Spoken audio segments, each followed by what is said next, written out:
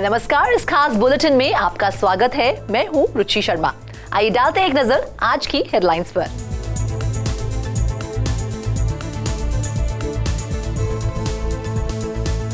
XC infinity hack से प्रभावित players को स्काई मेविस करेगी रीइंबर्स। अपील के बीच क्रिप्टो करेंसीज ने किया रिबाउंड, बिटकॉइन रहा $47,200 से ऊपर। क्रिप्टो वायरलेस कंपनी हीलियम ने जुटाए $200 मिलियन। ब्लॉकचेन प्लेटफॉर्म फैंटम ने USDB स्टेबल कॉइन को किया introduce. Fitness Cross River Bank ने एलरिज A16Z के नेतृत्व में जुटाए $620 million. Crypto venture company GCC ने अर्ली स्टेज फंड पर जुटाए $110 मिलियन। यूके रेगुलेटर ने क्रिप्टो फर्म्स के लिए बढ़ाई रजिस्ट्रेशन की समय सीमा। सैमसंग ने निफ्टी गेटवे के साथ मिलकर क्रिएट किया smart TV NFT platform. Texas crypto miners ने की पावर सप्लाई बढ़ाने की मांग। Popular play to earn game Axie Infinity के पीछे की कंपनी स्काई मेविस ने हैकर्स द्वारा अंडरलाइंग रॉनिन ब्लॉकचेन से $625 मिलियन चुरा लेने के बाद प्लेयर्स को रीइंबर्स करने का वादा किया है।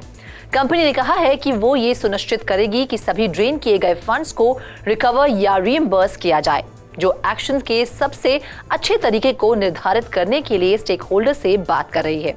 इन सबके बीच Sky Mavis chief operating officer Alexander Leonard Larsen ने पब्लिकेशंस को बताया है कि चोरी किए गए फंड्स में प्लेयर्स और स्पेकुलेटर्स की डिपॉजिट, साथ ही एक्सी इन्फिनिटी ट्रेजरी से रेवेन्यू शामिल है।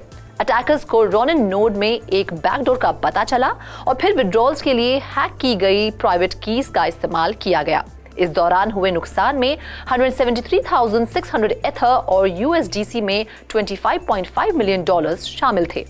AXS एक्सी इन्फिनिटी के पीछे मौजूद टोकन है।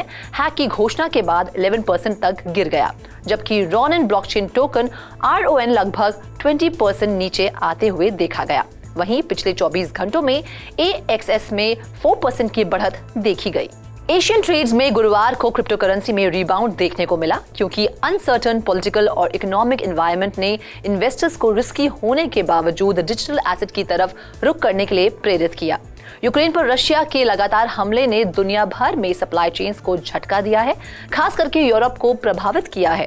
साथ ही कच्चे तेल की कीमतों में बढ़ोतरी ने स्थिति को मुश्किल बना दिया है। दूसरी तरफ अमेरिकी राष्ट्रपति जो बाइडेन यूक्रेन में युद्ध के बीच हाई गैस प्राइसेस के जवाब में US रिजर्व से रिकॉर्ड मात्रा में तेल जारी करने पर विचार कर रहे हैं, जबकि बिटकॉइन को लूना फाउंडेशन से अपने स्टेबल कॉइन रिजर्व्स को बढ़ाने के लिए लगातार खरीद द्वारा समर्थित किया गया है।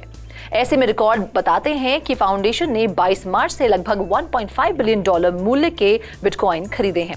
इन सबके बीच 24 घंटों में 1% की बढ़त के साथ बिटकॉइन हाल ही में $47,300 के पास ट्रेड कर रहा था, जबकि एथर जो उसी समय के दौरान 2% की बढ़त के साथ लगभग $3,400 पर देखा गया। वहीं बाकी मेजर ऑल्टरनेटिव क्रिप्टो करेंसी भी ऊंचाई पर ट्रेड करते हुए नजर आए। हीलियम इंटरनेट ऑफ थिंग्स या IoT और 5G हॉटस्पॉट ऑपरेट करने के लिए क्रिप्टो करेंसी के साथ रेगुलर लोगों को रिवॉर्ड करने वाला स्टार्टअप है, जिसने कहा है कि उसने टाइगर ग्लोबल और एंडरसन हॉरोविट्ज और रीनेम के लीड में अपने लेटेस्ट राउंड की फंडिंग में $200 मिलियन जुटाए हैं। सैन फ्रांसिस्को बेस्ड कंपनी जिसने खुद को नोवा लैब्स के रूप में बदलने का फैसला किया, उसकी वैल्यू लेटेस्ट फंडिंग राउंड में $1.2 बिलियन थी। नाम बदलने से हीलियम को helium wireless network, helium blockchain और हीलियम क्रिप्टो करेंसी से अलग करने में मदद मिलेगी।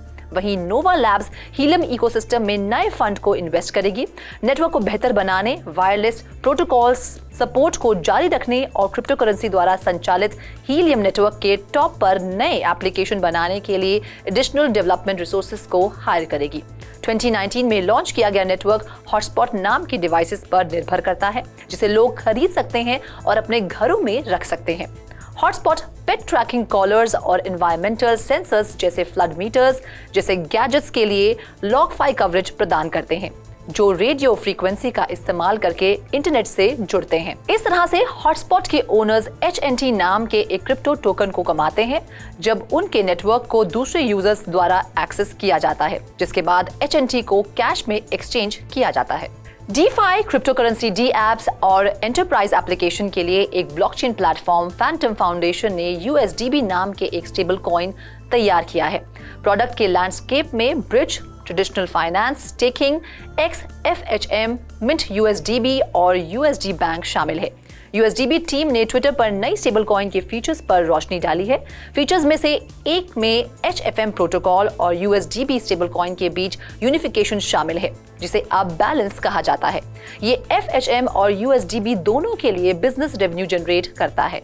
टीम ने 21% से 32.5% तक के रिवॉर्ड के साथ TradeFi बॉन्ड्स पेश किए हैं। फ्यूचर पॉइंट पर पूरी कम्युनिटी को पूल में पार्टिसिपेट करने के लिए इनवाइट किया जाएगा, जो USDB के पेग को बनाए रखने के लिए सभी यूजर्स के कलेक्टेड फंड्स को जोड़ देगा।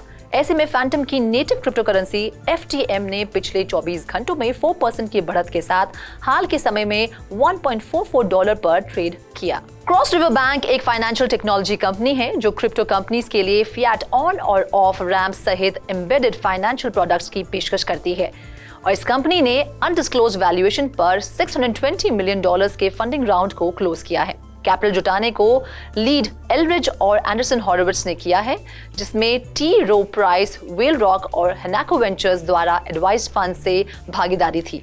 ऐसे में नई फंडिंग का इस्तेमाल क्रॉस रिवर की ग्रोथ स्ट्रेटजी, इंटरनेशनल एक्सपेंशन और स्ट्रेटेजिक पार्टनरशिप को बढ़ावा देने के लिए किया जाएगा। कॉइनबेस, स्ट्राइप, अफर्म और रॉक लोन्स क्रॉस रिवर के 80 से ज्यादा ग्राहकों में से एक हैं। Crypto venture capital firm Gumi Cryptos Capital ने $110 मिलियन का अर्ली स्टेज फंड सेटअप किया है, जो इक्विटी और टोकन में इन्वेस्ट करेगा। फंड के लिए कम से कम 60 लिमिटेड पार्टनर्स ने पैसा जमा किया है, जिसमें से लगभग आधा पैसा जापान से आया है, जो बड़े पैमाने पर पब्लिकली ट्रेडेड कंपनी से आया है। बाकी फंड्स US और यूरोप से आए हैं, जिसमें फैमिली ऑफिसेज और वेंचर कैपिटल फर्म शामिल हैं। ऐसे में GCC latest fund decentralised autonomous organisations, guilds, Web3 apps, games और प्रोटोकॉल में इन्वेस्टमेंट करेगा, जिसमें निवेश $500,000 जितना छोटा होगा। फर्म 50 पोर्टफोलियो कंपनीज को टारगेट कर रही है। ऐसे में डिजिटल एसेट्स में हालिया गिरावट के बावजूद VC फर्म्स को क्रिप्टो स्पेसिफिक प्रोजेक्ट्स में इन्वेस्ट करने के लिए कंट्रीब्यूटर्स की तलाश जारी है। इस तरह से सिकोया कैपिटल और बेन कैपिटल ने हाल ही में क्रिप्टो स्पेसिफिक इन्वेस्टमेंट्स के लिए लगभग $600 मिलियन का इन्वेस्टमेंट किया है। यूके के फाइनेंशियल कंडक्ट अथॉरिटी ने रजिस्ट्रेशन प्रोसेस पर अपने दिशा निर्देश में कुछ रिविजन्स के अनुरूप अपने अधिकार क्षेत्र के तरह चुनिंदा क्रिप्टो फर्म्स के लिए अपनी 31 मार्च की समय सीमा बढ़ा दी है। रेगुलेटरी अथॉरिटी ने कहा है कि ये समय सीमा को 1 अप्रैल तक बढ़ा दिया जाएगा, लेकिन ये सिर्फ कुछ चुनिंदा क्रिप्टो फर्म्स पर लागू होगा, जिन्हें फुल रजिस्ट्रेशन स्टेटस प्राप्त करने की जरूरत होगी। क्रिप्टो फर्म्स को उनकी हाल की स्थिति के बावजूद काम करने की अनुमति देने के लिए FCA द्वारा एक टेम्पररी रजिस्ट्री स्थापित की गई है। क्रिप्टो फर्म जिन्हें FCA के साथ रजिस्टर नहीं किया गया है, उन्हें फाइनेंशियल वॉचडॉग की क्रिमिनल और सिविल इन्फोर्समेंट पावर्स के अधीन होने का खतरा है। यूके में 100 से अधिक क्रिप्टो फर्म्स के साथ FCA के रेगुलेशन के लिए अप्लाई करने के साथ सिर्फ 33 को अब तक मंजूरी दी गई है। वहीं बाकी 60 क्रिप्टो फर्म्स को या तो रेगुलेटर से रिजेक्शन का सामना करना पड़ रहा है या अपने एप्लीकेशन को पूरी तरह से वापस लेने का निर्णय लेना पड़ रहा है। इस खास बुलेटिन में फिलहाल इतना ही। आप देखते रहिए क्रिप्टो टीवी।